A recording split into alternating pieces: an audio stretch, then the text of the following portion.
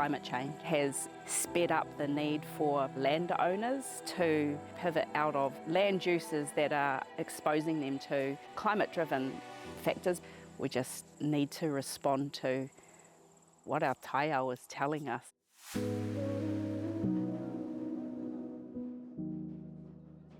He Kairangahau Matua ki AgResearch. So I'm a senior Māori researcher within AgResearch.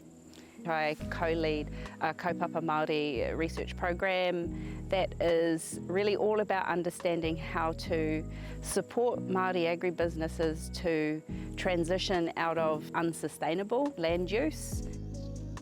I suppose I think about it in terms of what's driving it. So climate change essentially has sped up the need for particularly vulnerable whenua into industries or markets that have a taiao and whānau centred value proposition for Māori agribusinesses. So we've got 4 partners. The reason those 4 partners were chosen was because primarily they are all transitioning out of something or integrating something into an existing land use, an existing value chain, you know, that kind of thing. And so we've partnered up with Ngā Mo'ono Tōtaranui block up in the East Coast. Today was a couple of things. I mean, just to come and, you know, hikoi on the whenua, because when you're making decisions about research and projects from afar, it always feels, you know, you'll make richer decisions if you can get out there and actually feel and experience what's happening. What do we know does grow on this kind of land that has a market, and can we make it at a scale that's economic?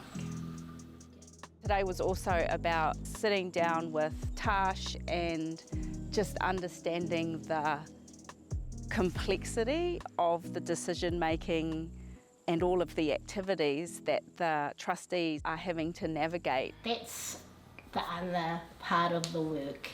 So not just like what can we alternative to farming, so we can make a money, but also how can we care and te aki for future generations. So making decisions about whenua now for future generations is big, and so just being able to hear just little snippets of that helps us to be, you know, more and more responsive in our research.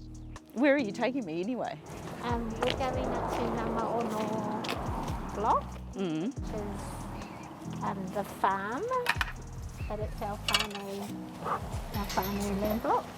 So co-design is a really strong element of this research program, and have been designed in a really, I would say, unique way. Very, very much partner-driven. Do you have many waterways going through this thing? It's a whole... All of these network. Yeah, and little ponds. There's massive knowledge in those partners about the places they work, the reo that they want to keep alive, the taonga that they're working with, the tikanga that they know will keep the aspiration for their whenua front and centre of all of their engagements.